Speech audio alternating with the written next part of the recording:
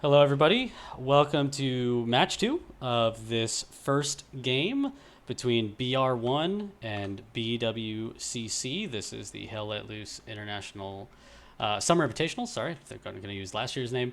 And my name is Avanis. I am your caster today. I am also the tournament host, and I am joined in the booth by C-Dub, my good friend, and also amazing color commentator. Hello. And we just brought you match one of BWCC versus BR1, which BR1 took. Pretty close game, though. Pretty exciting to watch. So now we're going to do the exact same strong point, and we're just going to flip the sides. So now BR1 will be the Axis, and BWCC will be the Allies. That means that both teams get to see both sides of the strong point.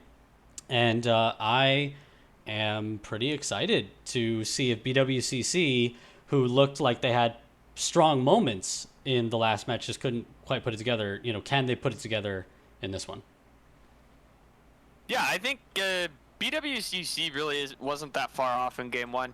I think we have to remember, like, you make one or two mistakes and you can really dig yourself in a hole, as we saw last year, right?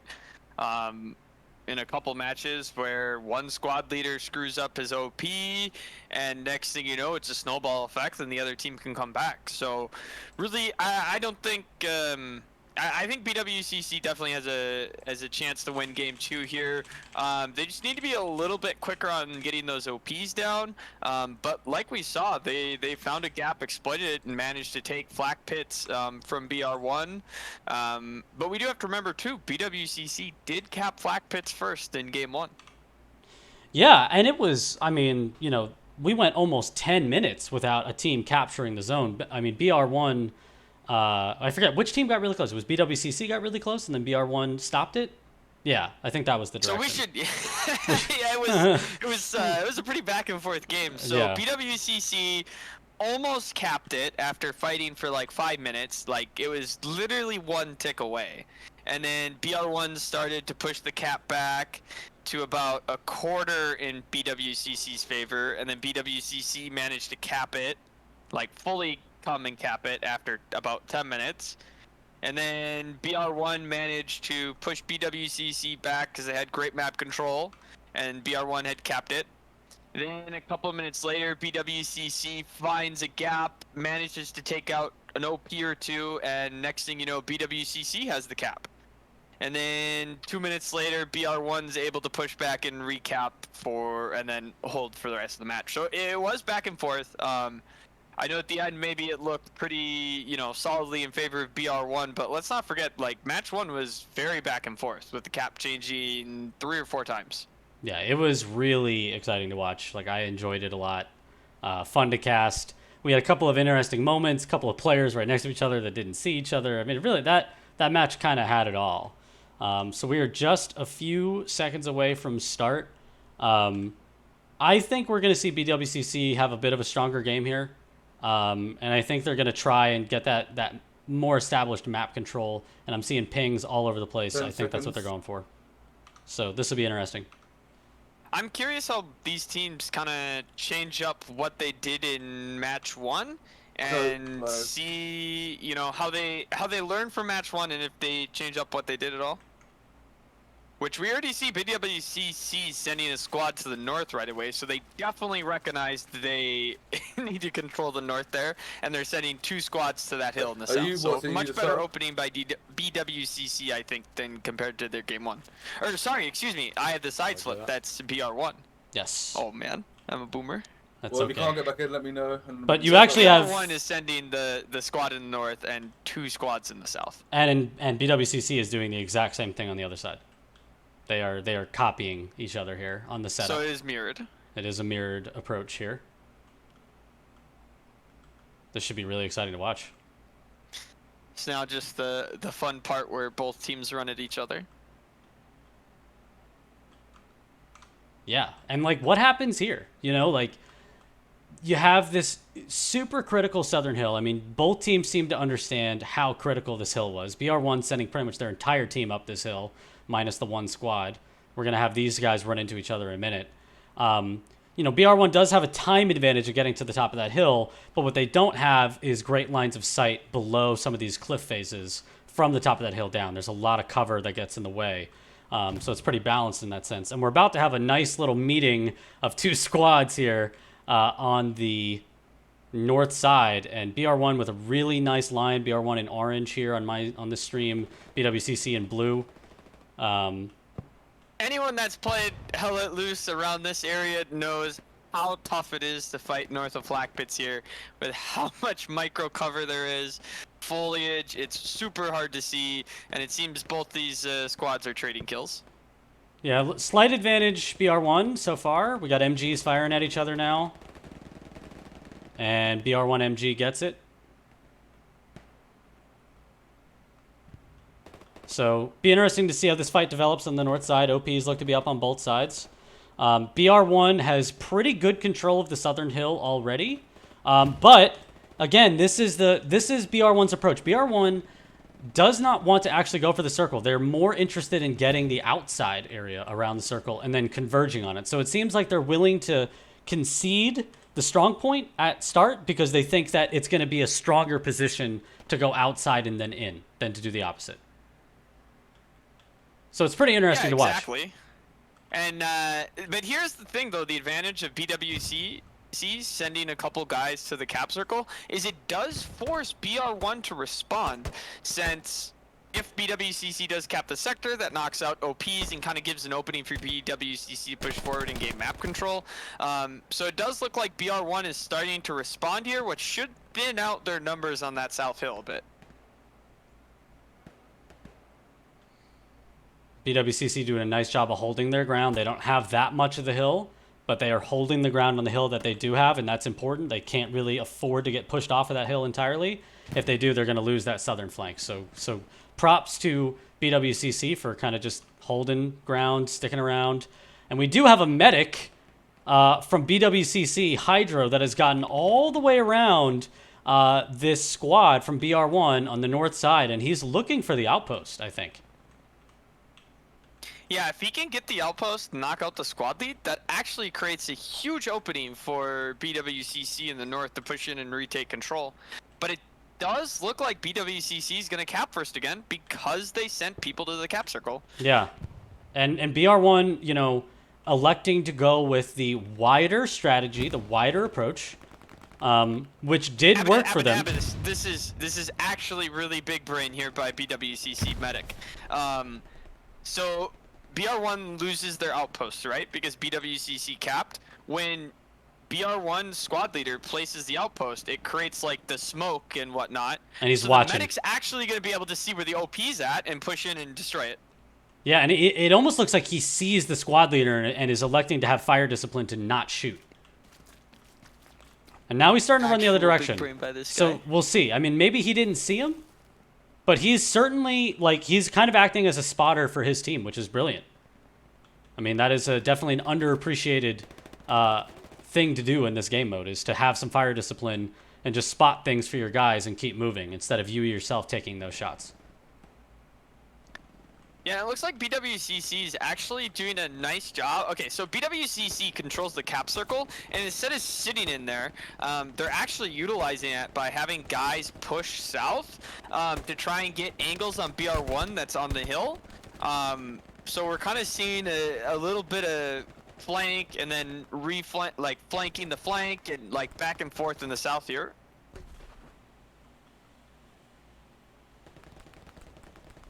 Yeah, this is a very entertaining match already. I mean, you're seeing two really different approaches to this format here. I mean, that's really what you're seeing.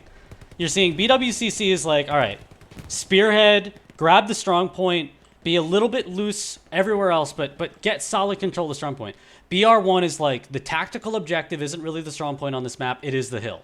And so they are committed to this hill. You got more than half the team on it, and they're just going to sit there. Now, there is now some open space on this north side, and we do see the strong point. Yeah, he's way behind there. He's gotten around. But he's a man on a mission looking for them OPs. But BR1 now starting to capture Flak Pits. Yep, so BR1, they kind of have control of the hill. They're using their angles to shoot down at BWCC, and now it looks like they have a squad pushing in to actually pressure the cap circle. I like this play by BR1 on top of still, you know, kind of slowly pushing forward, solidifying control, map control in the north. And it looks like BWCC MG goes down, and yeah, BR1's just taking it slow, push, doing a really nice job of controlling the map and slowly constricting BWC's movement again. Yeah, really methodical play from BR1. A lot slower, whereas BWCC seems to be a bit more committed to the, like, you know, run and gun. BR1 really taking their time, trying to get good positional control, and they're doing a nice job. I mean, this hill is theirs, undeniably. They've got this hill. So the question now is, can they utilize that position to get to where they need to go? As I say that, we're seeing some action on the very far side of the map. Stewart from BR1 starting to flank around this BWCC squad, and he might get easy outpost. Oh, they just spawned? He gets one, but Dima secures. Ooh, Dima saves the OP for BWCC. That was very close. That was a really nice shot there by BR1 pushing in and just, I mean, if you think BR1, imagine they take out that outpost, like BWCC then would completely lose the north. Like, it's just a matter of a couple meters and the north would have been wide open for BR1. So really nice job there by BWCC kind of holding their ground. And it shows how this game mode is really a game of inches. I mean, as I zoom in on this fight here between Els and Tranic, Els gets him. I mean, this is really just comes down to timing sometimes, the spawn timer. I mean, there's just so many little things that can come up. It's just so interesting to see it in real time. You're right. If that OP goes down for BWCC, that really just changes the whole game, honestly. So I like BR1's controlling the hill, but I feel like they're just sitting on it too much at this point.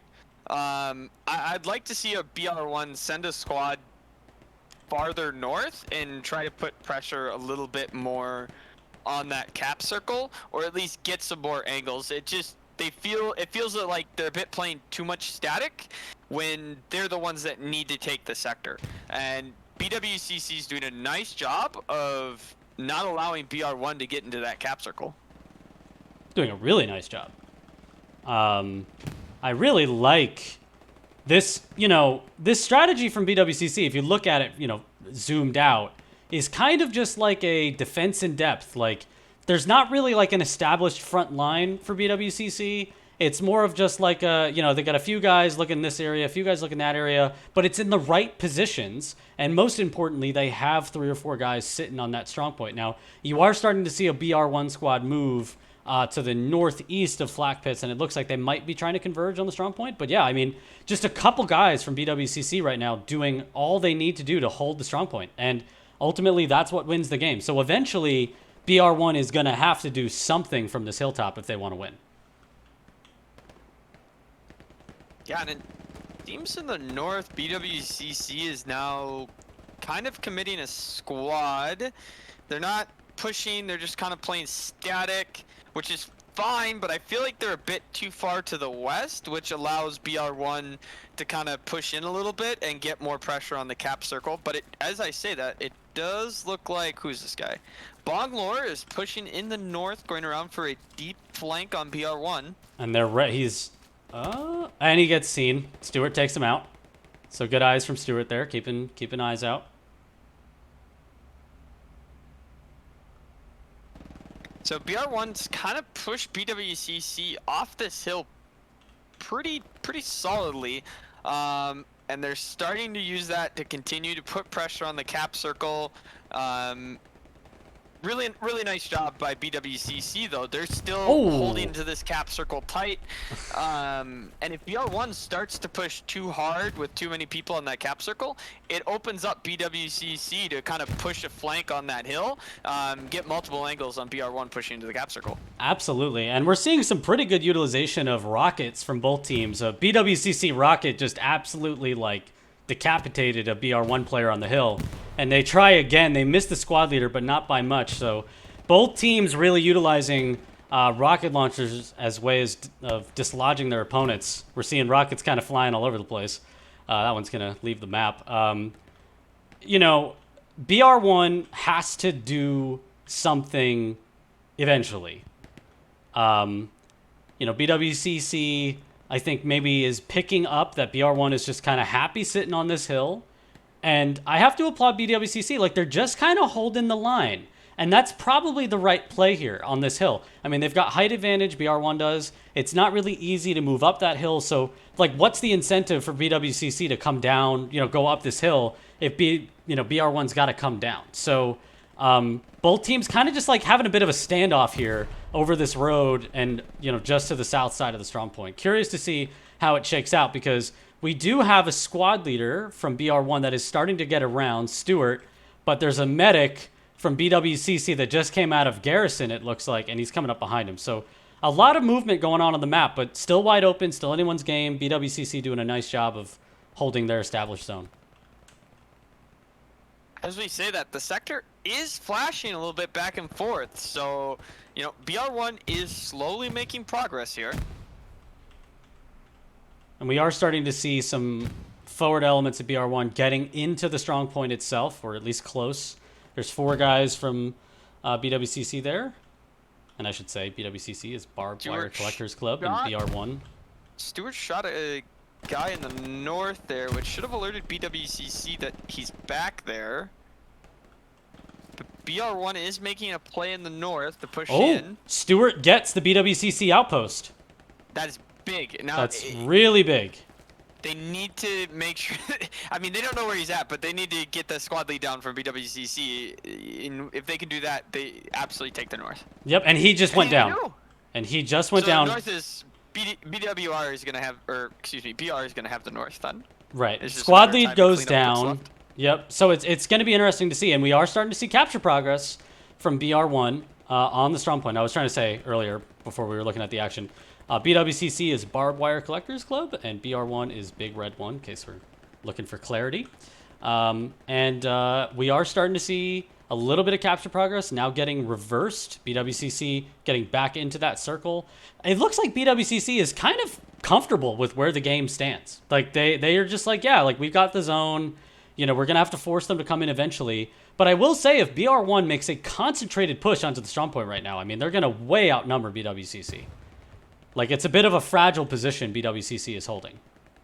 I mean, it all comes down to, at least right now, if BR1 can push in and clean up the remaining BWCC guys in the north. And if they can, like, solidify the north, they will box BWCC in again, and they'll likely take the sector.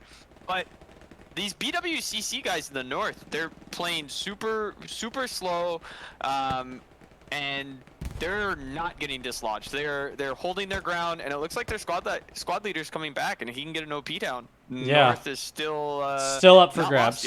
Yep. And Satchel Sloth just did a really nice job taking out 2 BWCC players on his own. He's got an MG looking at him now. The squad leader for BWCC is coming, but again, now we're seeing capture progress on the zone. BR1 starting to leverage their position on the hill down into the strong point itself.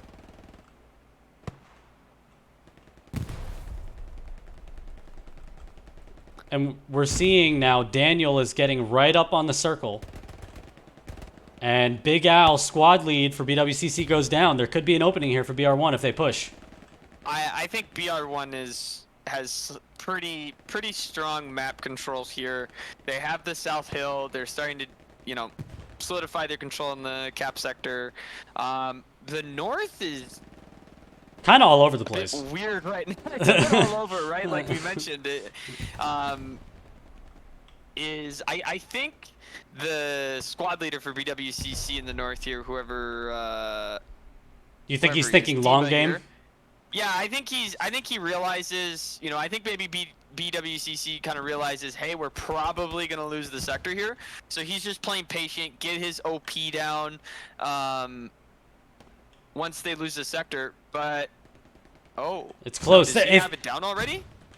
He has one up already in E3, so he'll have to just stay alive. Luckily, there's no one around him, so he might stay alive. But I mean, honestly, BR1's going to capture the zone by nature of having 3 guys in the circle versus 2 versus BWCC. So, like, it just came down to number of people inside the actual zone is what led to the cap for BR1 there. So BR1 now with control of the zone, and we're already getting tight on time. I mean, that was a really long established fight, and we're down to just under 9 minutes to go here. Or no, I'm sorry. We started at 10, so we have 13 minutes. I apologize. So we still got some time, but that was a long established fight. And now BWCC has got a little less than half the match to figure out a way back in. So it kind of comes down to, I think BWCC has a chance here still with the squad leader still in the north. If he can get an OP down, get his squad, and they can kind of control the north, that will offset at least a degree BR's one control of that south hill. And as long as they can keep kind of holding that mid here, it's going to be really key though that BWCC doesn't lose too much of the map here until they can start getting pressure in the north again.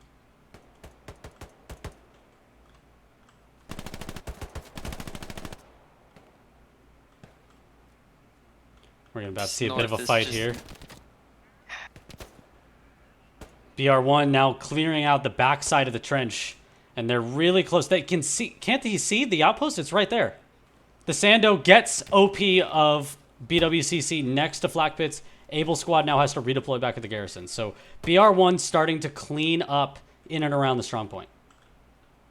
And that's really big, knocking out those OPs, as it's, you know, that's minutes until you can get back to that same map position, or maybe you have to fight for it again, which in a game that's only 30 minutes long, that's a lot of time to be burned. Oh, and BR1 Tranic maybe saves the flank. The squad lead for BWCC goes down, and he can't get the position because there is a huge opening north side for BWCC to move in. BR1 highly concentrated central and south side of this map.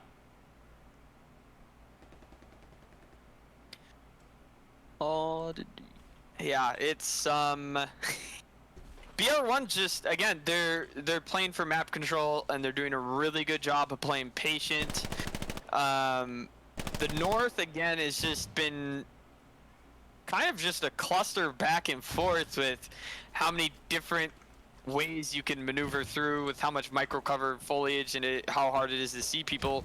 But BWC's kind of grouped up here, and they're pushing. BR1 seems to recognize it, and they're just kind of holding their ground.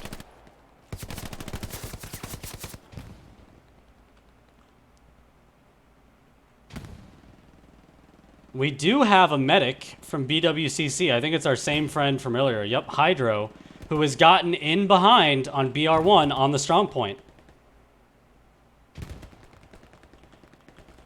And he is looking for OPs. Are there OPs for BR1 in and around? OPs though where he's at. They're in the north and the south side of the sector, but the sector is starting to cap towards BWCC. Yes, there's one player for BR1 sitting next to the zone, and that's it.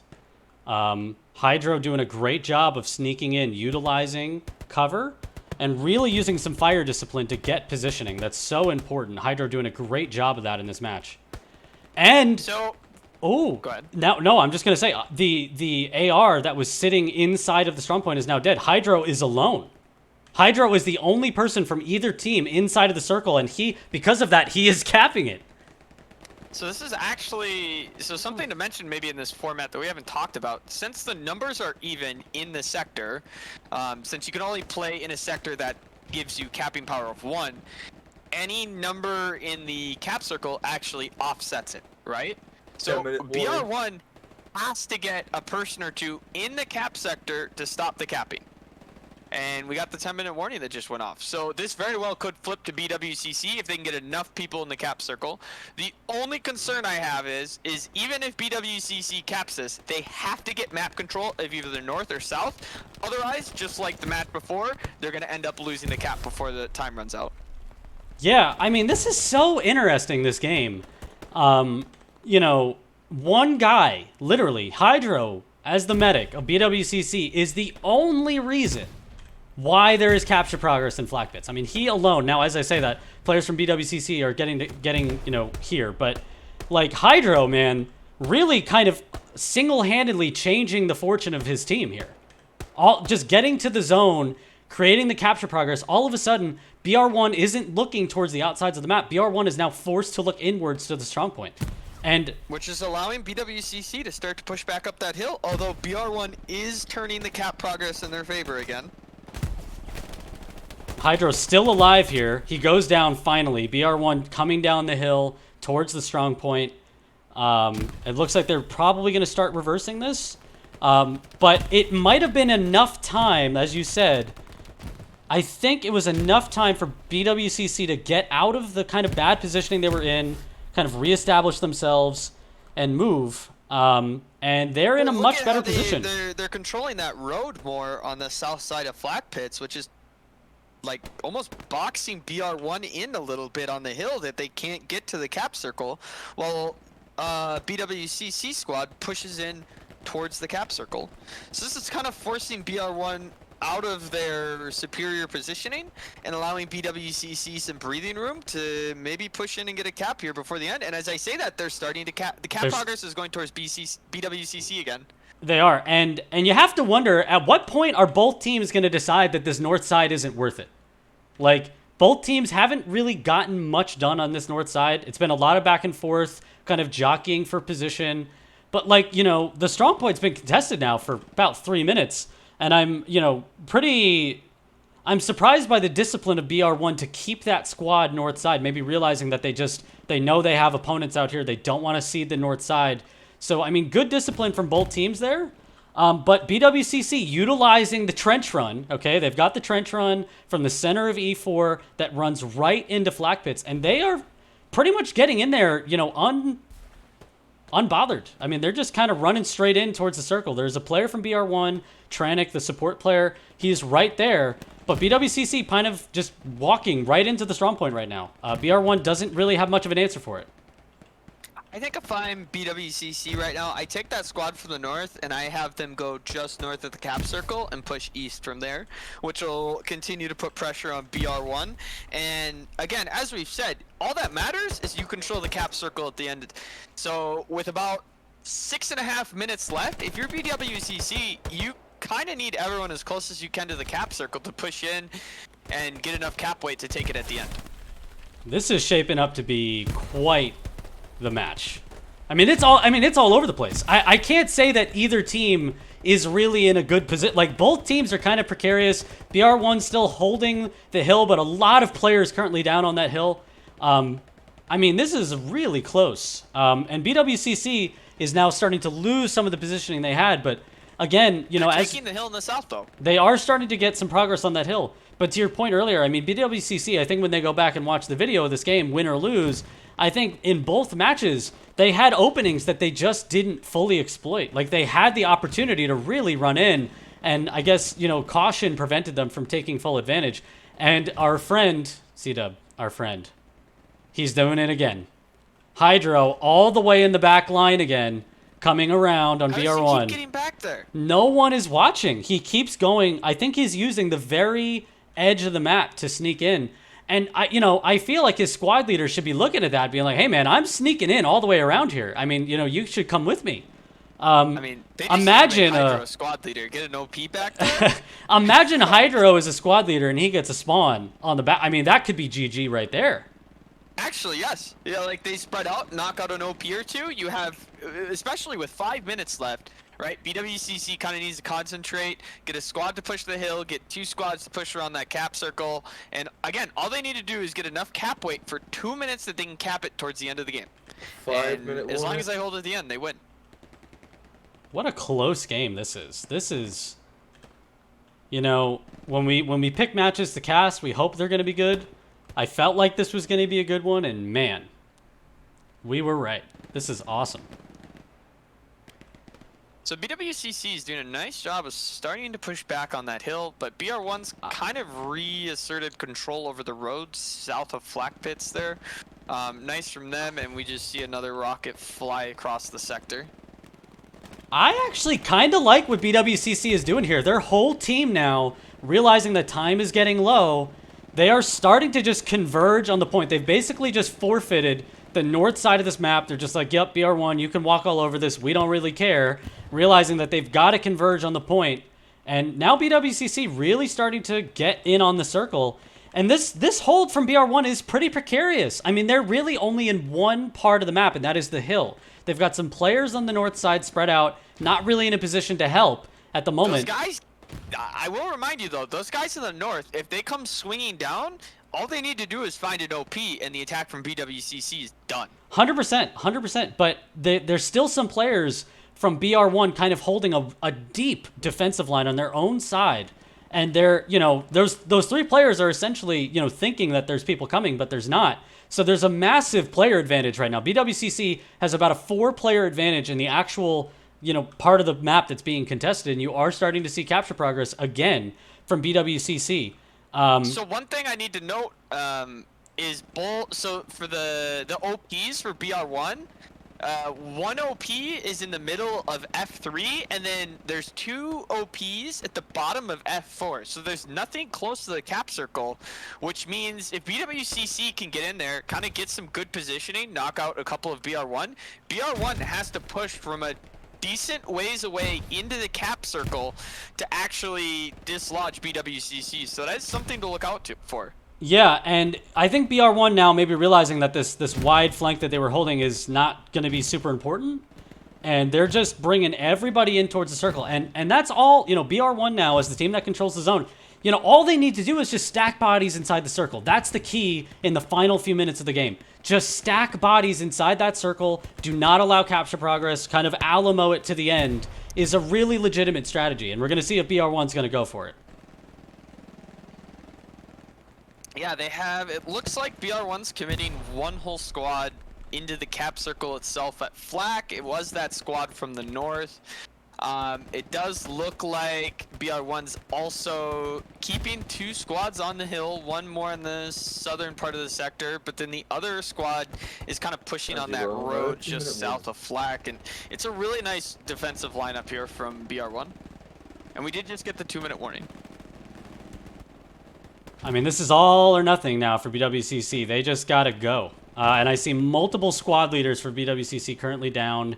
BWCC just got to stack all 18, run through that trench, and just get to the circle. That's pretty much all they can do at this point with the amount of time on the board. OPs are in good position to do that. They just need to mass through all their smoke and try and just break through the line. We are seeing one player from BWCC got in, but he goes down. This is going to be really close.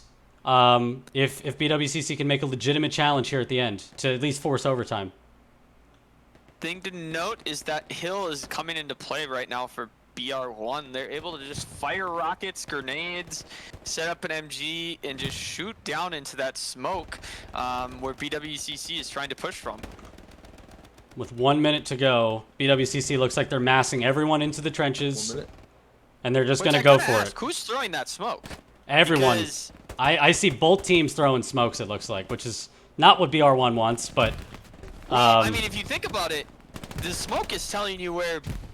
The smoke says where enemies are, right? So if you're BR1 and you see smoke, you're going to know to just throw grenades, shoot your MG in that smoke, which is kind of giving away where BWC's trying to push from. Yeah, I mean, and you're right there.